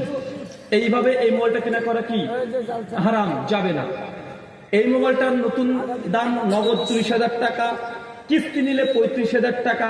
কিস্তি যদি ফেল হয় অতিরিক্ত চার্জ করবে না। তাহলে বাকিতে কিস্তিতে এই মোবাইলটা কেনা জায়েজ, কারণ ক্রেতা এবং বিক্রেতা, সে বুখারীর স্পষ্ট সহিহ হাদিসে বর্ণনা আছে, ক্রেতা এবং বিক্রেতা দুজন করে বিষয় পরে যদি চুক্তি করে নাই, যতক্ষণ বিচ্ছিন্ন না হচ্ছে ততক্ষণ সেই শর্ত পূরণ করতে হবে। আমি বলতে পারি ভাইজান আমার এই মোবাইলটা 30,000 টাকা নগদ দিলে, এখন টাকা দিলে এখন দিয়ে দেবো, আর যদি আপনি 3 মাস সময় নেন 35,000 টাকা দাম নেবো, মন চলে নেন, মন না চলে না নেন, তাহলে কি হবে, এটা জায়েজ। কিন্তু অতিরিক্ত চার্জ যখনই চলে আসবে, যদি কিস্তি ফেল হয় 500 টাকা জরিমানা, মানে সুদ। মানে আপনি যখন নিচ্ছেন আপনি বলছেন যে না আমি তো ফেল করব না, এই নিয়াতও নেওয়া যাবে না। কেন? আপনি ওই সুদের সঙ্গে চুক্তি করে নিচ্ছেন, যদি ফেল করি তবে আমি সুদ দিতে রাজি আছি, মানে মায়ের সঙ্গে জেনা করতে রাজি আছি, কথা বুঝতে পারলেন না? যদি এই শর্ত বহির্ভূত হয় তখন আপনি নিতে পারবেন। শুকরান, জাযাকাল্লাহু খায়রান। আসসালামু আলাইকুম স্যার, বক্তাদের টাকা চুক্তির ব্যাপারে একটু বলবেন।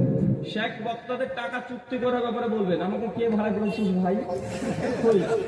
আপনি এদিকে আসেন ভাই, আসেন আসেন আসেন ভাই। রিক্সি প্রশ্ন করিস কেন রে ভাই? বলছে বক্তা খুব উল্টো, অনেক বড় বড় কথা বলে দেবো, দেখছি তোকে দাঁড়া, তো এখন দেখছি আমি। ভাই আপনি আমার সঙ্গে ফোনে কথা বলেছেন, কত টাকা চুক্তি করেছি ভাই? হ্যাঁ একটু জোরে বলেন ভাই, আমাকে বাঁচাবা। না, মানে আপনার সাথে কোনো চুক্তি নেই। হ্যাঁ আরে ভাই আপনাকে বলছি না রে ভাই, আপনি আমার উঠেন কে? আমি চুক্তি করেছি কি যে ভাই 5 টাকা দিতে হবে, না না, বাসলাম। নচেত অনেকে বলবে হুজুর মনে কন্ট্যাক্ট করে চলে এসেছে। ভাই আপনার বাড়ি থেকে আমার বাড়ির দূরত্ব হচ্ছে, আমি গুগলে দেখলাম 435 প্লাস কিলোমিটার, মানে আপ ডাউন প্রায় 850 কিলোমিটার। সকাল 10টায় নেমেছি, 9টায় নেমেছি, তার মানে প্রায় 11 ঘন্টা। অলরেডি গাড়িতে কিন্তু তেল কিন্তু পুরা হয়ে গেছে, যা পুরার, আবার যাওয়ার সময় পুড়তে হবে, মানে খরচ করে কিন্তু চলে এসেছি। 1 টাকা কিন্তু ভাই আমি এবার অ্যাডভান্স কিছু নিয়েছি নাকি? না নিনি তো। না। ফতোয়া যদি এবার আমাদের দিকে চলে আসে তখন ভাববে যে হুজুরের ফতোয়া হুজুর মনে নিয়েছে, তার জন্য পক্ষে বলে দিল। এবার আপনি বসেন। প্রথম কথা হচ্ছে এটা, একটা যে ফতোয়া, একটা যে তাকওয়া। চুক্তি করে বক্তা টাকা নিতে পারবে কি পারবে না? আমি ভাই পশ্চিমবাংলায় প্রায় 2015 থেকে প্রোগ্রাম করছি, 1000 প্লাস প্রোগ্রাম করা হয়ে গেছে পশ্চিমবাংলা, বাংলাদেশ বাদ দিয়ে।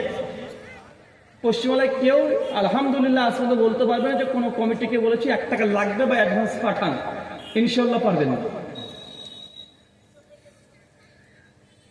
ধর্ম প্রচারে অর্থ আদান প্রদান এটা একটা সেক্টর নয়, 17খানা সেক্টর আছে। কয়টা সেক্টর আছে? 17খানা। কয়েকটা উদাহরণ দিই। মসজিদের ইমাম নামাজ পড়াবে, বেতন চুক্তি করতে পারবে কি পারবে না? মুয়াজ্জিন 5 ওয়াক্ত সালাতের আজান দিবে, চুক্তি করতে পারবে কি পারবে না? মাদ্রাসার একজন শিক্ষক কোরআন শেখাবে, তাসবিহ শেখাবে, হিফজ করাবে, এই শিক্ষক মাদ্রাসায় চাকরি করার জন্য সে চুক্তি করতে পারবে কি পারবে না? ওই যে কোরআনটা ছাপাতে খরচ হয়েছে প্রেসের 165 টাকা, 250 টাকা দিয়ে এই কোরআনটা মার্কেটে বিক্রি করতে পারবে কি পারবে না? মানে মাঝখানে 80 টাকা লাভ। বুঝতে পারছেন? এরকম টোটাল 17খানা জায়গা আছে। কতগুলো জায়গা আছে? 17খানা জায়গা। এখন বলেন তো এই কোরআনটা 165 টাকা দিয়ে প্রেসের মালিক সে ছাপিয়েছে, 250 টাকা দিয়ে বিক্রি করলে প্রায় 80 টাকার কাছাকাছি লাভ করছে। তো এই 80 টাকার লাভ্যাংশ লাভ করা এটা জায়েজ হবে না হারাম হবে? হ্যাঁ কেন? সূরা বাকারা 42 নম্বর আয়াত, সামালান কালিলা, আল্লাহর আয়াতকে কম দামে বিক্রি করো না। আপনি তো বিক্রি করে দেন করে কোরআন, আয়াত তো দূরের কথা। করলেন না ভাইজান? বিভিন্ন হাদিসের বই লিখছি আমরা, কোরআন হাদিসের আলোচনা বই লিখছি না ভাইজান? এটা একটা দাওয়াতি মাধ্যম। দেখছে বইটা প্রিন্ট ছাপাতে লেগেছে 135 টাকা, বিক্রি করছি 150 টাকা, 15 টাকা লাভ করলাম। এই টাকাটা লাভ করাটা হালাল না হারাম?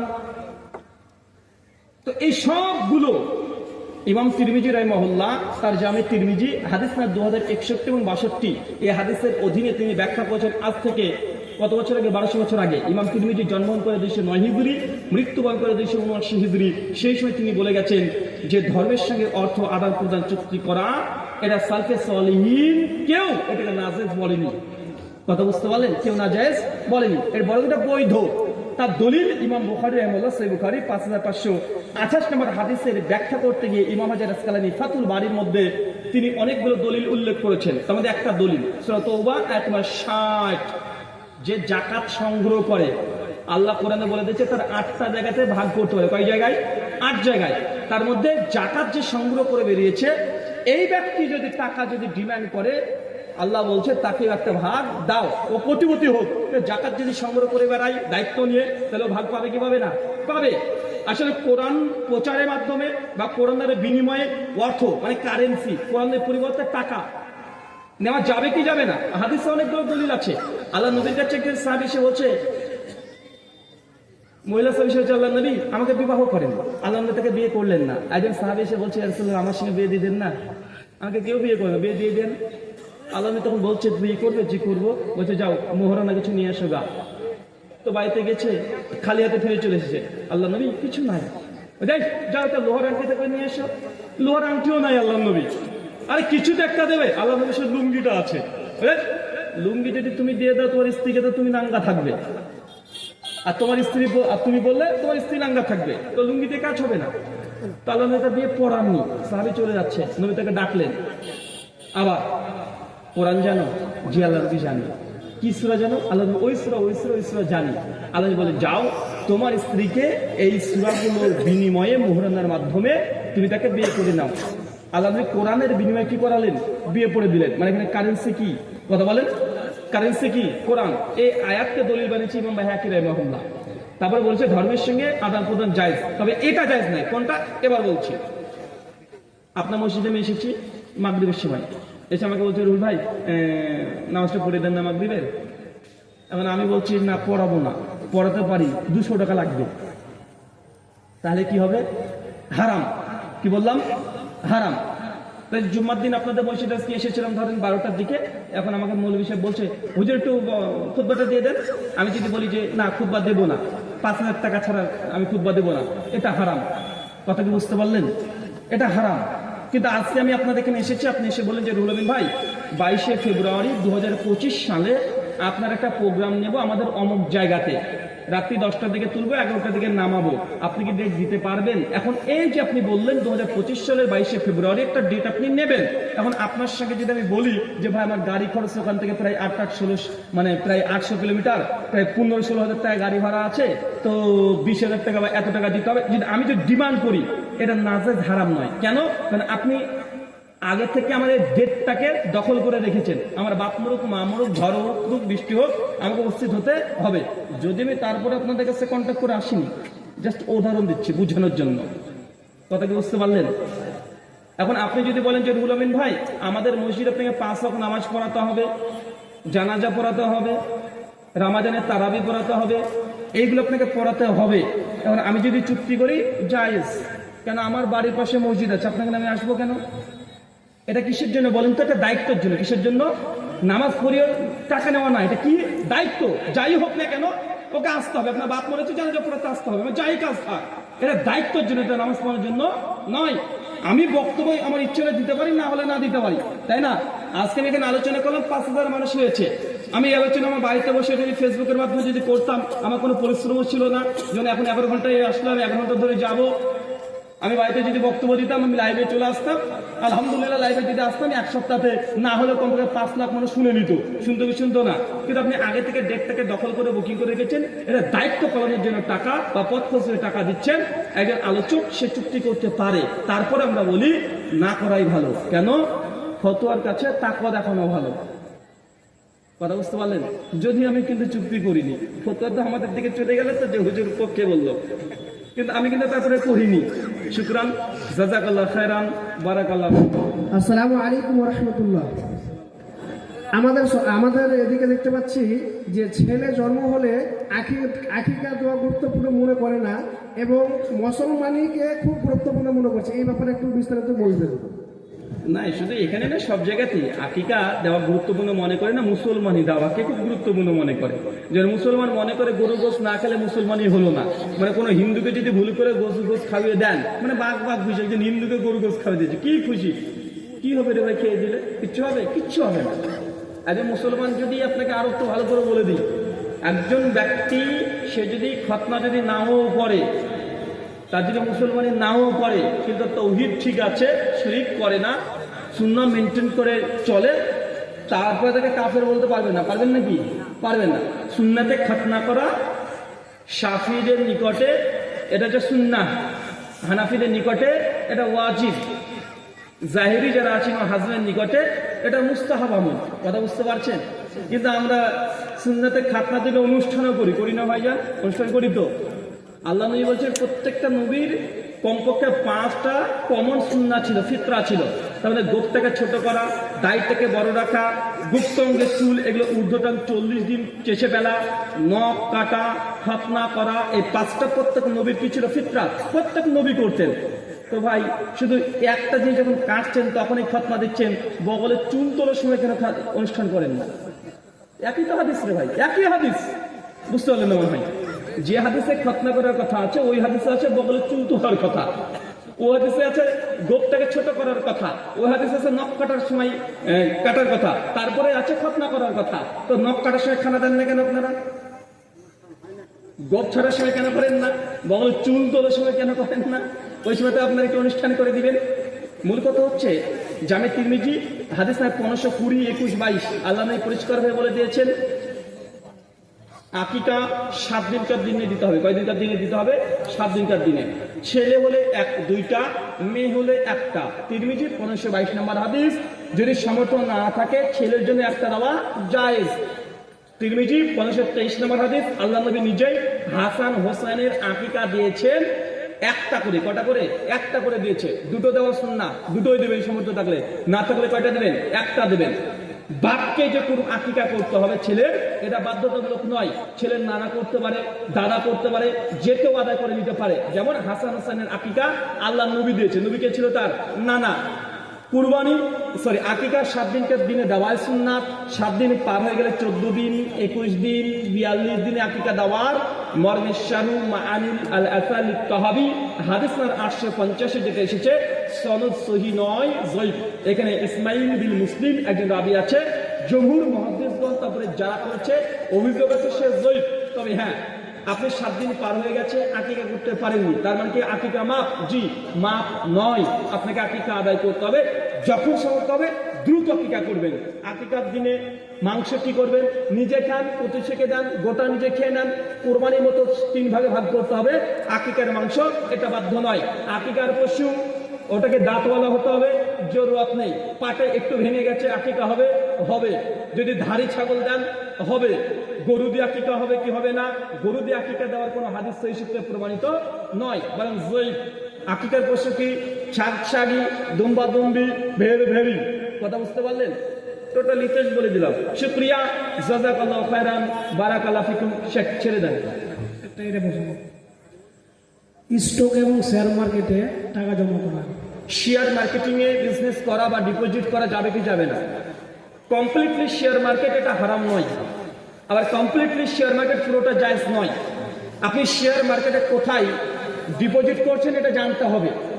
তারা আপনাকে লাভ্যাংশ দিচ্ছে, কিসের বিনিময় দিচ্ছে এটাকে দেখতে হবে। টার্মস অ্যান্ড কন্ডিশন কি আছে সেটা দেখতে হবে। দেখার পরে ফটো হবে। কেন? শেয়ার মার্কেটের একটা প্রজেক্ট নয়, হাজার হাজার প্রজেক্ট আছে। কথা বুঝতে পারলেন? তাই শেয়ার মার্কেটে করে ঢালাও ফটো দেওয়া যাবে না। আপনি কোথায় ইনভেস্ট করছেন ওটা দেখতে হবে। টার্মস কন্ডিশন কি আছে আগে পড়তে হবে, তারপরে গেলে বলা যাবে, নচেত বলা যাবে না। মহান সত্তা আল্লাহ সুবহানাহু ওয়া তাআলা করছে এই দোয়া, এই প্রার্থনা। আল্লাহ যে কথা বললাম প্রথমে আমাকে, তারপর আপনাদের প্রত্যেককে আমল করা তৌফিক দান করো। সকলে করি আমিন। যারা আমাদের মধ্যে মৃত্যুবরণ করেছে আল্লাহ, তারা যদি শিরক না করে মৃত্যুবরণ করে, তুমি তাদেরকে ক্ষমা করে জান্নাতুল ফেরদৌস দান করো। সকলে করি আমিন। মসজিদের উন্নতিকল্পের জালসা আপনারা যথাযথভাবে দান করে যান। দেন মাওলানা। ওমা আলাইনা ইল্লাল বালাগ। সুবহানাকাল্লাহুম্মা ওয়া বিহামদিক ওয়া আশহাদু আল্লা ইলাহা ইল্লা আনতা আস্তাগফিরুকা ওয়া আতুবু ইলাইক। আসসালামু আলাইকুম ওয়া রাহমাতুল্লাহি ওয়া বারাকাতুহু। আরেকজন বক্তা আছেন, আপনারা বসেন। মোল্লা জাহাঙ্গীর আলম সালাফি সাহেব আছেন। কোনো আচাল ব্যক্তি জুম্মার মসজিদে কিন্তু বাড়ি বাড়ি যেতে পারছেন না, ওই জন্য কোনো মাইক্রোফোনে নিয়ে কোনো আলোচনা করে কি কোনো ভিক্ষা চাইতে পারে মসজিদে? বুঝলাম না। অচল ব্যক্তি ধরে রাখি আমাদের গ্রামে চলে আসছে কোনো জায়গা থেকে, তো বাবা আমি বাড়ি বাড়ি যেতে পারি না, মসজিদে আমি মেসেজ নিয়ে একটু কথা বলবো। মসজিদ থেকে ঘোষণা করা যাবে না, মসজিদের বাইরে যে দাঁড়িয়ে থেকে সহযোগিতা করতে পারে, ঘোষণা করা যাবে না।